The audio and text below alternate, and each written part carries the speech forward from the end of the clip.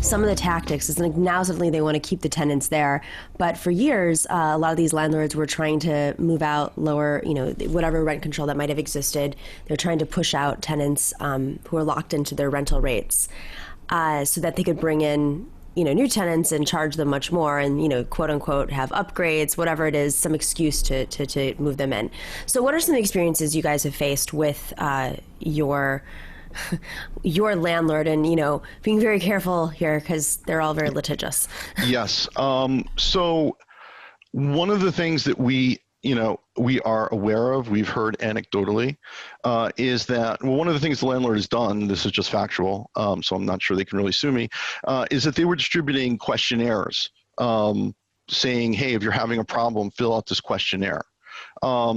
What they didn't really make obvious to tenants was that questionnaire was being shared with their attorneys, and that in fact the next step after filling out the questionnaire would be for the attorneys to contact tenants and ask for pretty intrusive financial information. What do you have in the bank? What is your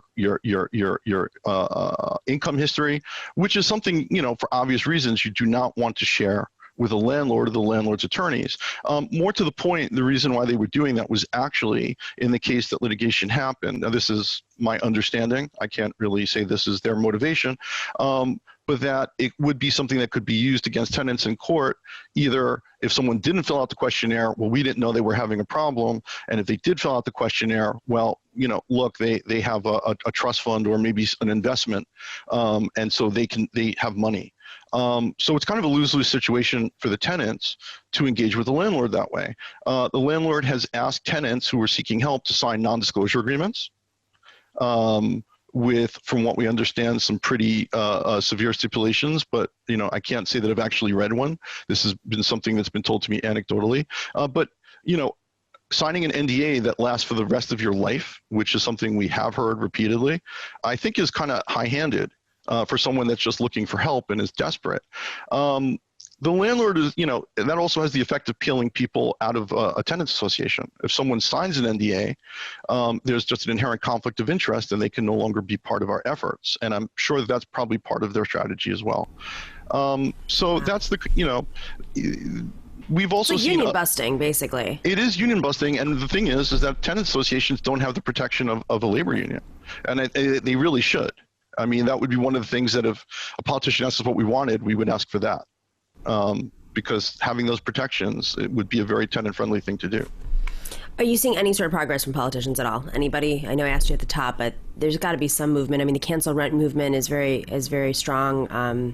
DSA has been organizing lots of tenants associations popping up, and I think New York politicians in particular, many of whom are facing elections, city council members, for those watching in New York, are being termed out. Some are being termed out next year. Some are up for re-election next year. So check your neighborhood and see who's on board. But is there any sort of anything? Assembly members? As far as I'm aware, we have no white knights, and I think that really this is an indication of just how powerful the real estate interests are. Because when you look what's going on, New York City is losing its human capital. Yeah. I mean, we're eating our seed corn. If you look at our association, we have an amazing range of people. We have artists, musicians, educators, architects, people that work in the entertainment industry, craftspeople. I mean, literally finance. We are literally a cross-section of what makes New York City great, a destination capital. And those people are leaving because of this situation, because there's no help for the renters, and they're being denied the benefits of New York City themselves. And eventually it becomes a decision like, why am I even here? My company's going work from home. New York City is ignoring all of this dynamic. And once they lose that ecosystem, that human capital infrastructure, New York City is no longer what it used to be. I mean, it will not be what it used to be. They need to really pay attention to this. It's shocking that they're not. Yeah, it was already getting there. I mean, I remember during my campaign, just how many conversations I was having with people, and this is like a 4-month campaign, but we really tried to go into the roots of inequity in the city, because it is as of March, it was the most unequal city in the country. It's always competing with San Francisco and Seattle, and for different reasons.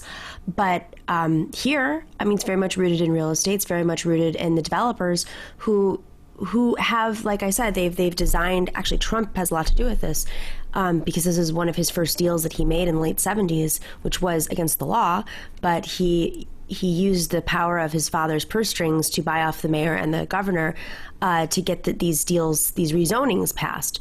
So they rezoned so much of the city to make neighborhoods that were, literally not habitable because they were like big factories. And they make it attractive and say like we're building an artist community, whatever. But when the rates, when rents go up this much, and as a result, when you build these like glass towers, what happens is that the commercial real estate also shifts. And so you're going to lose a lot of mom and pops who don't have rent control either.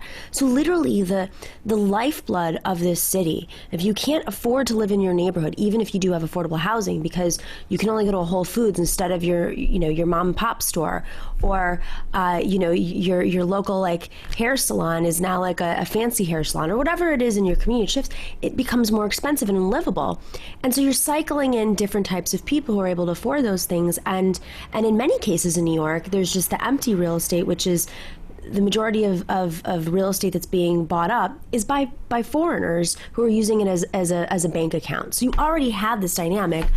There are some predictions saying that New York is going to be an empty city. It's going to be essentially, what they thought was a bank account, but I don't even think, the real estate is supposedly some sort of like safe banking system for these foreigners who don't want to pay taxes and want to hide their money. Who's to say that's even the case anymore? Well, things are a little bit different here in Brooklyn. Most of the units that have been built recently, in say the last 20 years, are for rent and not for purchase. Mm-hmm. But keep in mind that what you talked about gentrification, landlords have really used that to their advantage. And in fact, one of the things that landlords have done, they've taken tactics like apply for rent abatement programs, which would, in doing so, would make their units rent stabilized, but then somehow finding loopholes to crash out of the programs, or to otherwise, return the benefits that they had. There have been cases of that. I mean, in our case, there were people that moved in here in the early 2000s that signed rent stabilized leases, and subsequently were told, oops, sorry, our bad, you're not really rent stabilized. So the landlord literally used, Alma used regulation as a marketing tool back in the day, and then later subsequently said, well, you know what, we registered all those units as regulated for years, but it was a mistake. You're not regulated. And if nothing else, it's very highly irregular, and it seems contrary to the policies that New York City was supposedly espousing. So, there was cases of other properties that Alma has where the tenants were able to successfully organize and at least negotiate regulated status in the same situation. So, the landlords have been gaming the system, I'll put it that way. And they're taking it, once they see things gentrifying ahead of schedule, it's like, oops, raise prices, make people into market tenants. One of the things that New York State and New York City could do is actually enforce the laws on the books. That would be a good thing. No, you're right. I mean, it's that's why I say quote unquote rent stabilization, because it didn't really exist in many cases, and they use these loopholes to kick people out of their places and raise the rents. And they're very, very clever with how they do it. They'll have they'll make sure that your apartment is not taken care of and maintained, so that you get so frustrated that you have arguments with them. You might have to go to housing court, whatever it is, and people move out. And then that's their opportunity to remodel that apartment and increase the rent by, 1,000%. I don't know what they did. I've never been I have been on one end of it where I had to move out of an apartment. I had no idea. When I first moved to New York, I was in a situation like that, and I had no idea that's what they were doing. There were mice and just a typical New York story, because everyone's got a story like that. Well, to be fair and objective on the continuum of things, Alma is certainly not off to one side. I mean, I don't think that, it would be fair to say that they are, it's not like we're, it's a horror show in these buildings. I mean, there are issues in the buildings. There are maintenance issues and repair issues. But if, I don't want to infer that, we have, we do have some tenants where the ceilings are actually falling down. But God. yeah, but I mean, generally, as we've been, informed relative to other tenants, we don't have it the worst for sure. So just to be fair. Oh, that's reassuring. You don't have it the worst. Don't worry. No, we do not. Jonathan, really interesting work you guys are doing. Where can folks learn more about you if they want to join, or if they want to duplicate your work and learn about what you're doing in another community? This is how we get people. It's solidarity. We all have to learn from each other and communicate with our neighbors and organize. If people, we haven't had time to actually make a website. If people want to reach out by email, info@taaffeetenants.org is probably the best way. INFO at Taaffee. We'll put in the information. Yeah. Awesome. Yeah. info@taaffeetenants.org is the best way to reach us right now. And we'd be happy to, share the documents that we've created. We have a whole infrastructure that we've created.